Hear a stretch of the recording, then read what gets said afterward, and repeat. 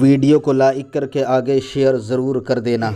जिनकी आंखों को खुदा भी प्यार से देखता था, क्या नसीबे थे उनके जिनका मुट्ठी भर जौ खैरात करना लोगों के ओहद पहाड़ सोना खैरात करने से भी ज़्यादा बेहतर था। क्या नसीबे थे उनके जिनके घोड़ों की टापों से लगने वाली धूल की कसम कुरान ने याद फरमाई है। क्या नसीबे थे उनके जिस तरह जन्नत का होना यकीनी करार दिया गया है, उन सहाबा का जन्नती होना यकीनी करार दिया गया। क्या नसीबे थे उनके जिनकी इक्तिदा को निजात का जरिया करार दिया गया। क्या नसीबे थे उनके जिनको देखना जहन्नम से निजात का जरिया करार दिया गया। क्या नसीबे थे उनके जिनकी सोहबत अल्लाह अकबर रसूलुल्लाह की सोहबत की नियाबत का जरिया करार दे दिया गया। अल्लाह अल्लाह क्या नसीब वाले थे। लेकिन हुजूर की तरबियत ने उनको किस कदर अजीम मोतबर और मोहतरम बना दिया था। सालेबा इब्न अब्दुल रहमान जवानी की इब्तिदा में मुसलमान हुए। शौक ये था ज़्यादातर वक्त मैंने अल्लाह के नबी सल्लल्लाहु अलैहि वसल्लम की चौखट पे गुजारना है।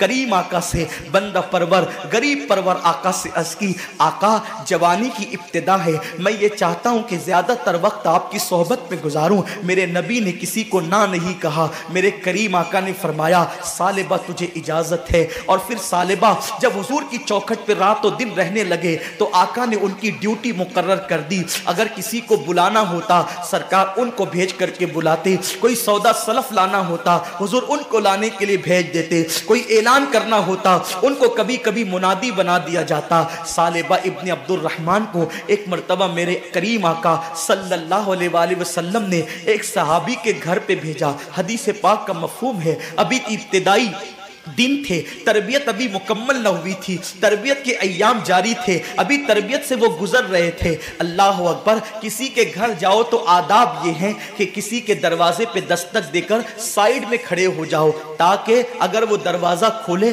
तो उसके घर में तुम्हारी नज़र नहीं पड़ना चाहिए। मेरे करीम आका फरमाते हैं अपने घरों की छत पर बिला उज़्र शरई न चढ़ा करो, इसलिए कि अगर तुम अपने घर की छत पर चढ़ोगे और किसी के घर में तुम्हारी नज़र पड़ गई तो अल्लाह नजर के बारे में भी तुमसे सवाल करेगा। खाली घरों में नजर डालने पर भी मेरे नबी ने मना किया है।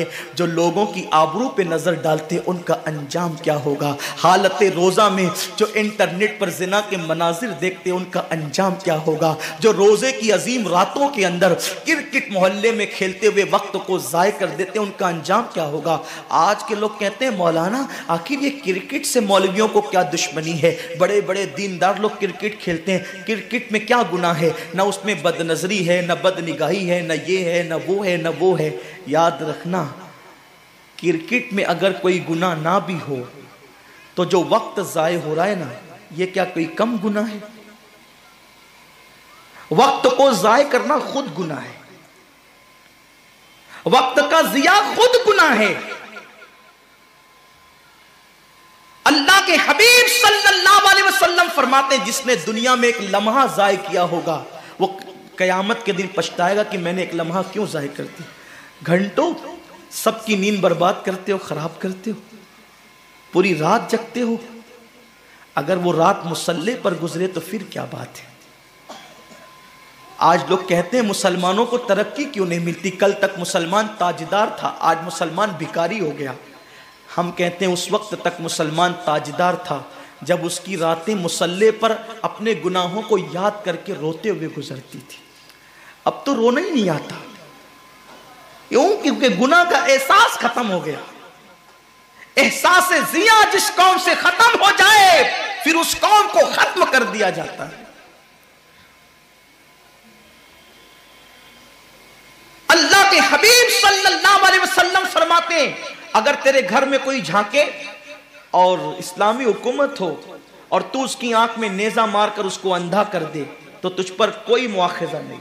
उसने झांका क्यों था। इस्लामी हुकूमत हो तो कानून ये है आप किसी के घर में झांक नहीं सकते। और आज हालत ये है कि पड़ोसी की बेटियां हमारी नजरों से महफूज नहीं। कौम तुम्हारा अच्छा मजाक उड़ा रही है। आसिफा की आबरू की हिफाजत करने के लिए एहतजाज करने निकले हो, तुमसे गली की बच्चियां महफूज नहीं।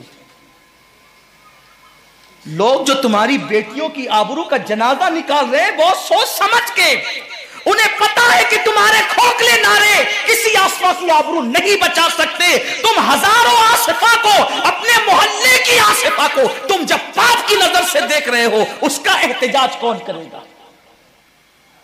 बेटियों की आबरू का तहफ्फुज पापी निगाहों ने कभी नहीं किया। ये सियासी हथकंडे और अखबारात में तस्वीर छपाने का शौक तुम्हें नारा लगाने पे मजबूर करता है, मगर दुनिया अच्छी तरह जानती है कि तुम्हारी आंखों में वो तकद्दुस न रहा जो मोहम्मद बिन कासिम की आंखों में था। अगर वो तकद्दुस तुम पैदा कर लेते तो एहतजाज की जरूरत नहीं पड़ती, तुम्हारी बेटियों को कोई आंख उठा के देख नहीं सकता था। हम हिंदुस्तान में जो पहली मर्तबा आए थे, कुरान पढ़ने नहीं आए थे, कुरान पढ़ाने नहीं आए थे, अजान देने नहीं आए थे, नमाज पढ़ाने नहीं आए थे। अगर तारीख इस्लामी का जायजा लो तो पता चलता है हम पहली मर्तबा जो हिंदुस्तान आए थे सिर्फ एक बेटी की इज्जत की हिफाजत के लिए आए थे।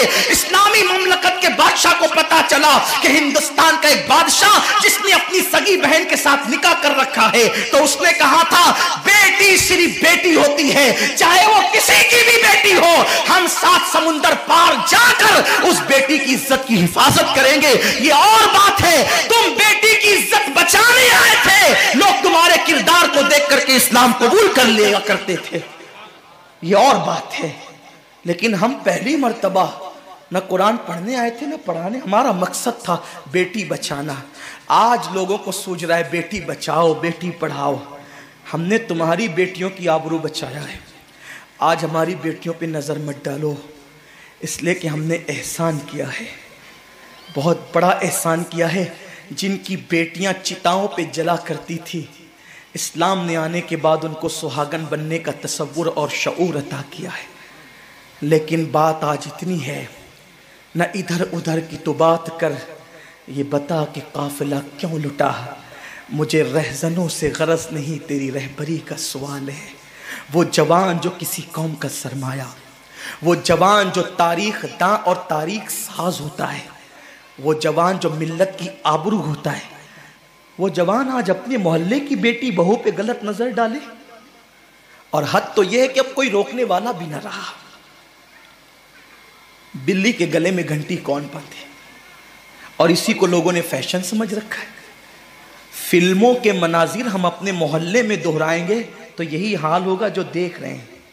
हम फिल्मों के मनाजिर दोहराने के लिए नहीं आए थे, हम तो यहाँ इबादत के लिए आए थे, हम तो यहाँ निगाहों के तकद्दुस के लिए आए थे। बहरहाल तो सालेबा इब्न अब्दुर्रहमान को हुजूर अलैहिस्सलाम ने भेजा बुलाने के लिए एक सहाबी को। इब्तिदाई अय्याम थे तरबियत के, वो गए और उन्होंने दरवाजे को धक्का दे दिया। वीडियो अगर अच्छा लगा हो तो लाइक करके आगे शेयर ज़रूर कर देना। अल्लाह।